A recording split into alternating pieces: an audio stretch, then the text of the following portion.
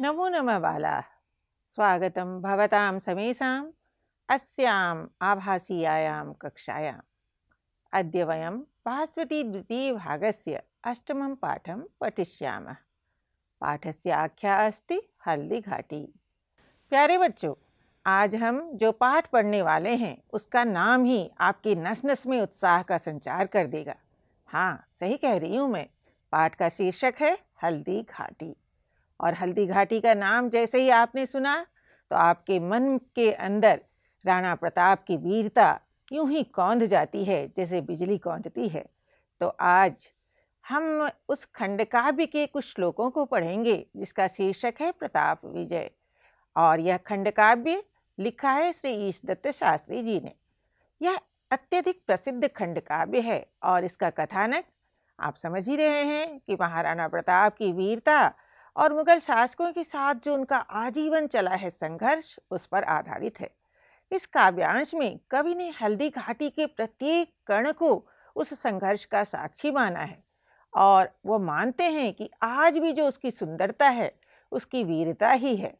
और उसी सुंदरता का वर्णन उन्होंने किया है बिल्कुल सुंदर कोमल पद्यों के द्वारा।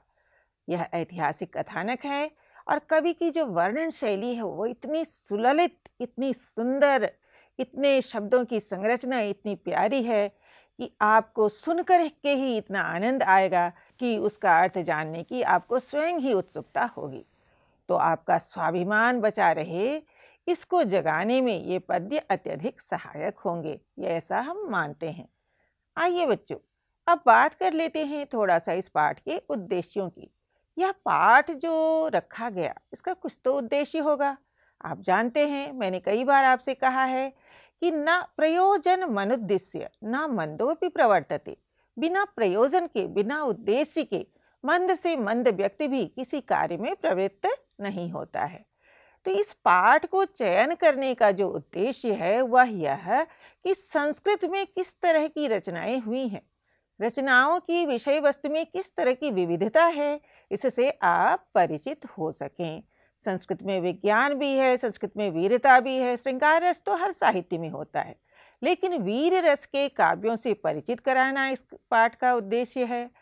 और आपके अंदर इन श्लोकों को पढ़ करके जोश और जज्बा बढ़ सके, आपका उत्साह भर सके, यह भी इस पाठ का उद्देश्य है। और इसका जो आनंद है, जब हम पढ़ने लगते हैं, शब्द का अर्थ तो बाद में समझेंगे, लेकिन उसकी वाचन शैली में ही जो आनंद है उसका अनुभव आप कर सकें। और श्लोकों का पठन यह एक बहुत बड़ी कला होती है। जब हम श्लोक पढ़ते हैं, गीत पढ़ते हैं, कविता पढ़ते हैं, तो उसका एक होता है आरोह और अवरोह, कहाँ ऊपर जाता है और कहाँ नीचे आता है। तो इस तरह से आप वाचन कर सकें, यह भी इसका उद्देश्य है। और अंत में जो पाठ का शब्दार्थ और भावार्थ है वह भी आप जान सकें, यह इस पाठ का उद्देश्य है। और सिर्फ जान सकें नहीं, ज्ञान जब तक क्रिया रूप में परिणत नहीं होता है तब तक ज्ञान नहीं होता है। तो जो इन पाठों में संदेश है देना चाहते हैं कवि, उन संदेशों को जब आप अपने जीवन व्यवहार में उतारते हैं, वही देशभक्ति का जज्बा अपने अंदर पाते हैं, तो समझिए आपने इस पाठ को पढ़ लिया।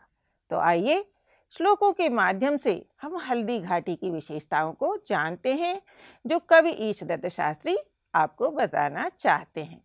तो आइए अब पढ़ते हैं और आनंद लेते हैं इन श्लोकों के पठन का। तो श्लोक शुरू करते हैं। स्वाधीनतार्य भुवि मूर्तिमती समाना, स्वाधीनतार्य भुवि मूर्तिमती समाना, राणा प्रताप बलवीर्य विभासमाना, आटीकते समुपमा नहीं याम शुशोचे, शाटीव सा जयति काचन हल्दी घाटी।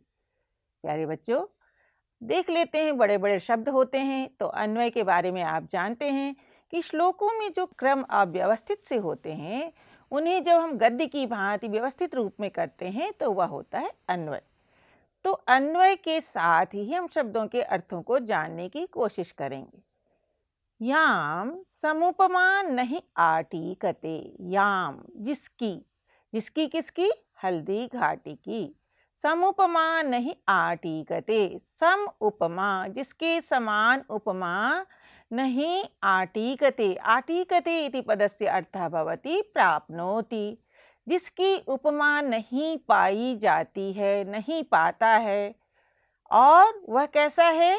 सा शाटी इव शुशोचिः। शाटी भवति, शाटिका साड़ी। वह साड़ी के समान, इव है के समान, साड़ी के समान कैसा? शुशोचिः, शोभना, शोचिः प्रभा यस्य सः शुशोचिः।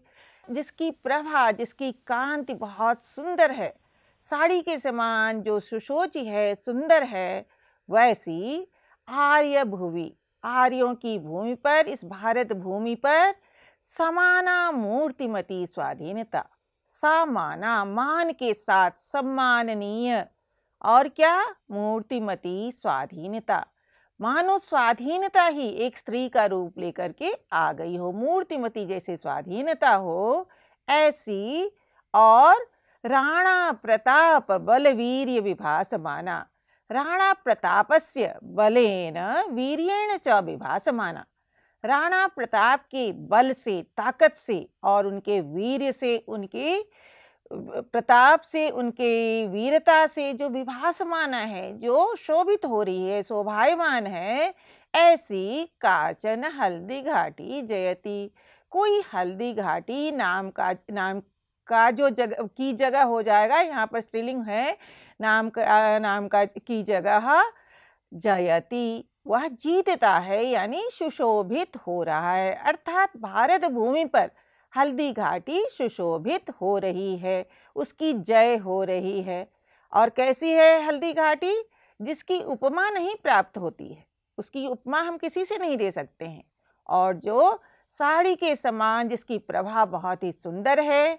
इस आर्य भूमि में, इस श्रेष्ठ भूमि में जो मानपूर्ण है, सम्मानपूर्ण है और मानो साकार स्वाधीनता रूप धर करके आ गई है, वैसी हल्दी घाटी राणा प्रताप की ताकत से, उनकी वीरता से विभासित हो रही है, चमत्कृत हो रही है। ऐसी हल्दी घाटी हमारे भारत में सुशोभित हो रही है। यह इस श्लोक का अर्थ है। और मुझे लगता है इस श्लोक को सुनने के साथ, उसको समझने के साथ ही आपके मन में वीरता का संचार हो रहा होगा। तो प्यारे बच्चों, बढ़ते हैं अगले श्लोक की ओर और हम देखते हैं कि कवि क्या कहना चाहते हैं, हल्दी घाटी की और कौन सी विशेषता बतलाना चाहते हैं। अब दूसरा श्लोक पढ़ते हैं। प्राची यदा हसति हे प्रिय मंद मंदम, वायुर यदा वहति नंदनजं मरंदम, या प्रत्यहं किल तदा मतिमाननीयां, शोभां दधात्युषसि कांचन कांचनीयां।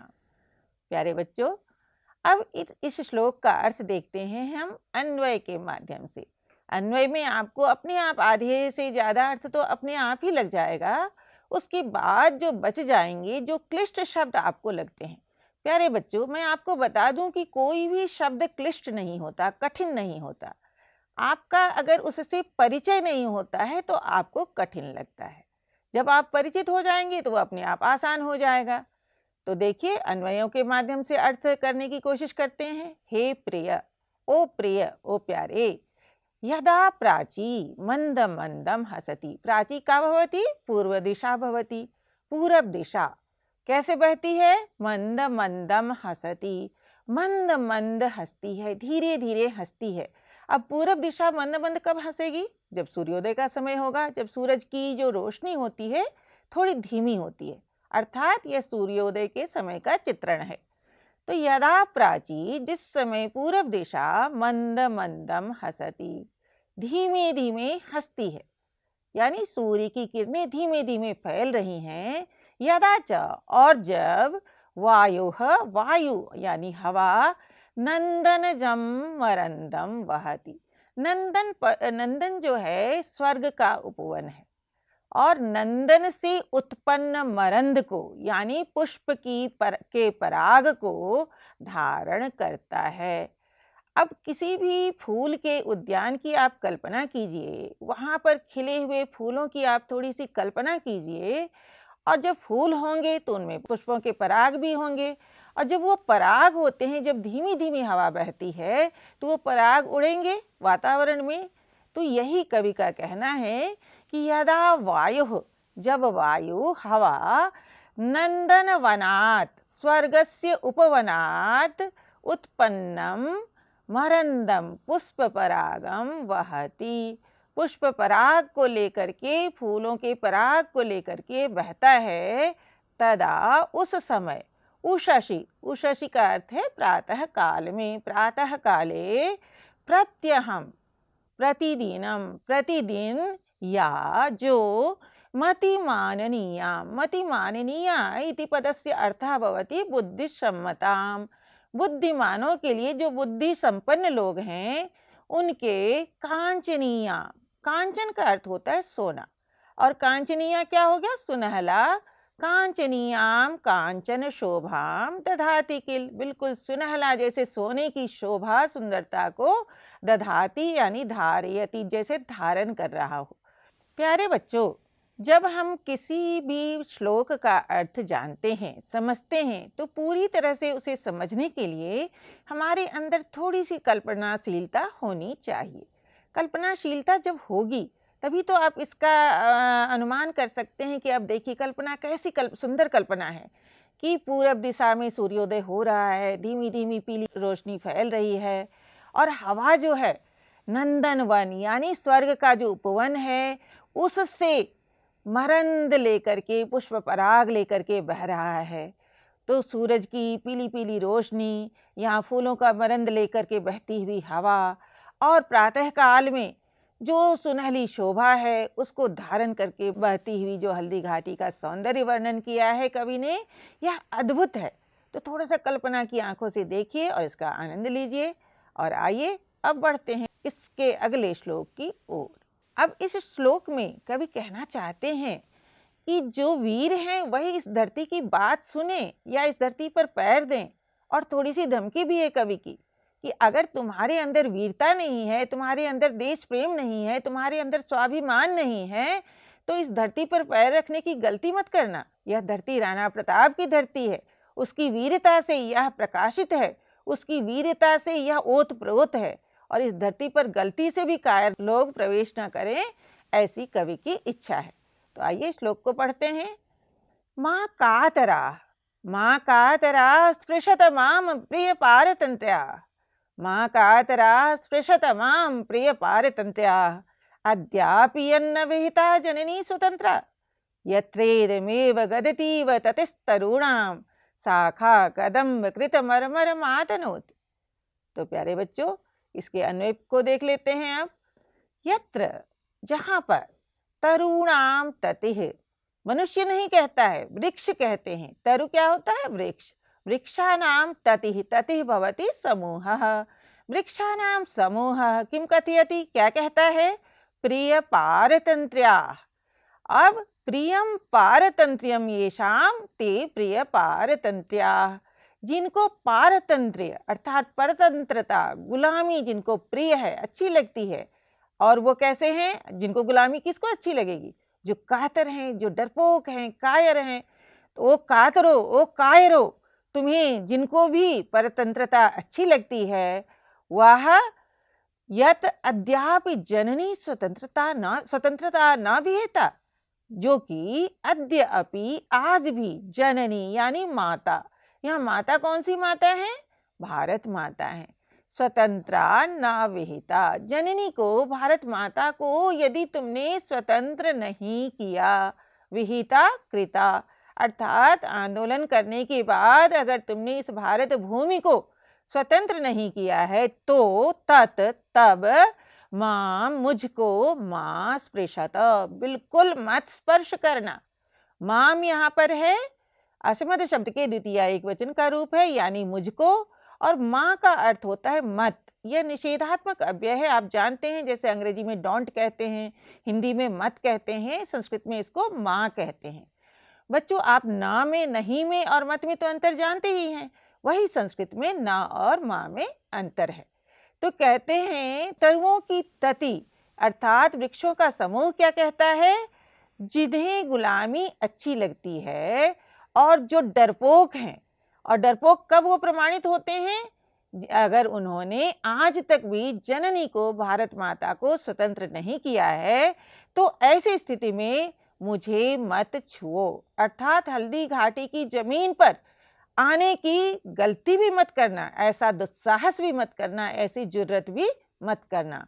इति ऐसा, एवं गदति इव एवं जलपति इव ऐसा बोलता हुआ सा शाखा कदम्ब कृत मरमरम आतनोति। ये कहता कौन है? वृक्षों का समूह।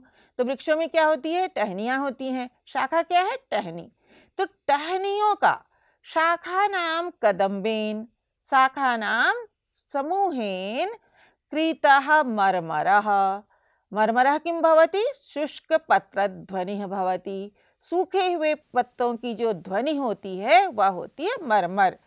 तो ऐसा अपनी टहनियों के समूहों से मरमर की ध्वनि, पत्ते, सूखे पत्ते गिरा करके ध्वनि करता है, आवाज करता है। कौन?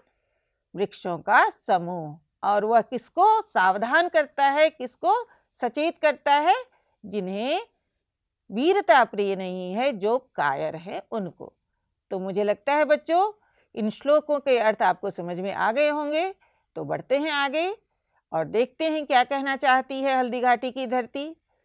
वीराग्रणी रभय युद्ध कला कलापः, वीराग्रणी रभय युद्ध कला कलापः, क्वास्तेद्यः सतनयः स्तनयः प्रतापी, अत्रत्य निर्जन वनेथ यदा कदाचित्, महातेव रोदिति सखे कुररीन काचित्। आहा, इसमें वीरता के साथ साथ यह शोक भी है, एक माँ का शोक, एक माँ के हृदय की पीड़ा यहाँ व्यंजित हुई है इस श्लोक के माध्यम से। तो आइए बच्चों अन्वय के माध्यम से इसका अर्थ समझने की कोशिश करते हैं। कहता है सखे, ओ मित्र, अथ, यदि, अथ क्या होता है? जब किसी चीज की शुरुआत की जाती है तो अथ अव्यय का प्रयोग होता है। यदा कदाचित, जब कभी भी, यदा जब, कदाचित कभी किसी समय, अत्रत्य यहाँ के, अत्रत्य क्या है? यहाँ का, निर्जन वने, निर्जने वने अर्थात जनहीन जंगल में। जंगल में तो कम ही लोग होते हैं, लेकिन कभी कभार हो भी जाएं तो ये कह रहा है निर्जन है, बिल्कुल जनहीन है। ऐसे जंगल में काचित, कोई, कौन? कुररी, क्रौंच पक्षी का नाम आपने जरूर सुना होगा। अगर आपने वाल्मीकि रामायण की बात सुनी होगी तो क्रौंच पक्षी की बात भी जरूर सुनी होगी। आप यह भी जानते होंगे कि क्रौंची के विलाप से ही महाकवि वाल्मीकि को रामायण लिखने की प्रेरणा मिली थी। तो वही क्रौंची है यहाँ पर। कुररी का अर्थ क्या हुआ? क्रौंच पक्षी, स्त्रीलिंग में है कुररी। और माता इव, अब स्त्री है तो माता स्वाभाविक है, माता के समान, इव है के समान, माता के समान क्या कहती है? हा, हाय, विलाप करती है। हाय, सह वीराग्रणी, वह कौन? महाराणा प्रताप। वह वीराग्रणी, वीरेशु अग्रणी, जो वीरों में भी अग्रगण्य था। ऐसा नहीं था कि भारत की भूमि में वीरों की कमी थी, लेकिन वह वीरों में भी, शूरों में भी अग्रगण्य था। ऐसा, और वह कैसा था? अभय युद्ध कला कलापः। अब युद्ध कैसा? अभय, जिसमें कोई भय नहीं है। अभयायाम युद्ध कलायाम कलापः निपुणः। अभय युद्ध कला में बिना भय की कोई गुंजाइश नहीं है। सैनिक हैं, लड़ने वाले हैं, तो भय की कहाँ गुंजाइश है? ऐसे युद्ध कला में, ऐसे युद्ध की के तरीके में जो कलाप था, जो निपुण था, वैसा सा नयः, सिर्फ वीर ही नहीं था, वह कैसा था? नयेन सहिता होता है सनयः, अर्थात नीतियों का ज्ञाता था। और कैसा था? प्रतापी, बहुत बलशाली था। ऐसा मेरा बेटा, तनयः भवति पुत्रः, ऐसा मेरा बेटा अद्य क्व आस्ते, आज कहाँ है? ऐसे बेटे को मैंने जन्म दिया है और आज भारत भूमि में ऐसी नौबत क्यों आ रही है कि कायरता आ रही है? तो माता जो है, वीर की माता, यानी वीर महाराणा प्रताप जैसे वीर की माता भारत भूमि, और उस भारत भूमि में भी हल्दी घाटी की जो भूमि है, वह कहती है मेरा वीरों में अग्रणी, अभय युद्ध कलाओं में निपुण, नीति से युक्त, प्रतापी यानी बहुत ही वीर, और ऐसा जो मेरा बेटा है, अद्य क्व अस्ति, आज कहाँ है? इति रोदिति नु, ऐसा कहते हुए वह मानो विलाप करती है, वह मानो रो रही है। यह थी हल्दी घाटी के शोक का वर्णन। प्यारे बच्चों, पिछले श्लोक में आपने माता की व्यथा सुनी। जब माता का पुत्र अच्छा होता है तो सबसे अधिक गौरव भी माँ को होता है, लेकिन अगर उसका बेटा कायर हो जाए, डरपोक हो जाए या कोई गलत काम करे तो सबसे ज़्यादा तकलीफ माँ को होती है। तो जिस माँ ने, जिस भारत भूमि ने इतने बड़े बड़े वीरों को जन्म दिया है, और जब वह देखती है कि हमारा देश गुलाम हो गया था, उस समय का वर्णन है और उस समय भारत माँ की पीड़ा का वर्णन आपने पिछले श्लोक में देखा। अब देखते हैं कि हल्दी घाटी की जो भूमि है वह कैसे पंचोपचार करती है। कौन सी माता का? भारत माता का। और वह अपनी प्रकृति से ही करती है, कोई अलग से नहीं आता पूजा करने के लिए। तो आते हैं, देखते हैं, सबसे पहले श्लोक को पढ़ते हैं। पुष्पम फलम तदनुगंधवः समीरः, पुष्पम फलम तदनुगंधवः समीरः, खद्योत पंक्तिरमला च पिकालिकीतिः, अत्रापि यत्र सरल प्रकृति प्रणीतम पंचोपचार पूजनमस्ति मातुः। तो कहते हैं पंचोपचार करती है धरती। कैसे? अत्रापि, अत्र जमा अपि हो गया, अत्रापि यहाँ भी, यत्र जहाँ, अत्र तत्र अव्यय के बारे में तो आप जानते ही होंगे। अत्र अपि यहाँ भी, यत्र जहाँ पर, पुष्पम बताने की आवश्यकता नहीं है, पुष्पम फूल होता है, फलम भी आप जानते हैं, और पुष्प और फल के साथ तदनु गंधवः समीरः, समीरः, समीरः हवा, पवनः। कैसा समीर? गंधवः, सुगंधित वायु लेकर बहने वाला समीर, वायु। और अमला खद्योत पंक्ति है, अमला मलहीना निर्मला, खद्योता नाम पंक्ति है, जुगनुओं की पंक्ति, बिल्कुल निर्मल, जैसे एक पंक्ति में चली जा रही है, सारे जुगनू हैं और रोशनी फैलाते हैं, वैसे खद्योतों की, जुगनुओं की पंक्ति। और पिकाल गीति है, पिका किम भवति? कोकिलः भवति, पिका नाम आलिः पिकालिः, पिकों का यानी कोयलों का समूह, और उनका जो गीत होता है पिकाली गीति है। अब 5 चीज हुए या नहीं, जरा देखिए। पहला है फूल, दूसरा है फल, तीसरा क्या है? गंधवः समीरः, समीर कैसा? हवा कैसी? सुगंधित हवा। और दीपक का काम क्या करेगा? अमला खद्योत पंक्ति, बिल्कुल निर्मल, कौन? जुगनुओं की पंक्ति। और गीत का काम, भजन का काम क्या करेगा? पिकाली गीति, कोयलों का जो समूह है, उनका जो गीत है, उनका जो मधुर संगीत है। ये 5 चीजें इति पंचोपचार पूजनम, पंच उपचार पूजनम। अब पंचोपचार क्या हुआ? पंच उपचाराः पूजा वस्तूनि यत्र तत् पंचोपचार पूजनम। यह मातुः, किसका है ये पंचोपचार पूजन? माता का, कृते उसके लिए, सरल प्रकृति प्रणीतम, सरलया प्रकृत्या प्रणीतम, प्रणीतम इति पदस्य अर्थः अस्ति सृष्टम, सरल प्रकृति के द्वारा ही प्रणीत किया गया है, सृष्ट किया गया है, बनाया गया है, अर्थात उपलब्ध कराया गया है। भारत माता की पूजा के लिए कोई सामग्री बाहर से लाने की आवश्यकता नहीं है, प्रकृति ने ही यह मुहैया कराया है, प्रकृति ने ही यह उपलब्ध कराया है। और वो 5 चीजें हो गई, तो अर्थात ये जो 5 वस्तुएं जो पूजा में प्रयोग की जाती हैं, वो 5 वस्तुएं यहाँ पर आ गई हैं।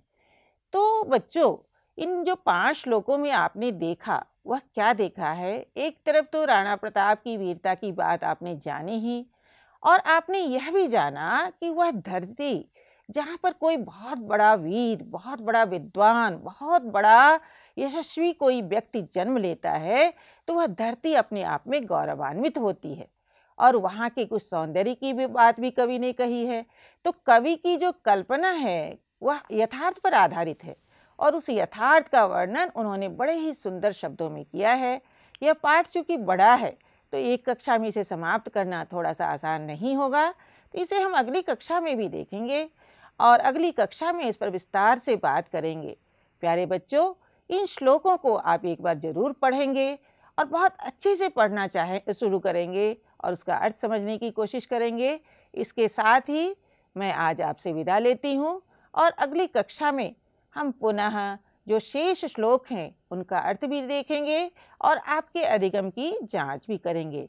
तब तक के लिए नमो नमः।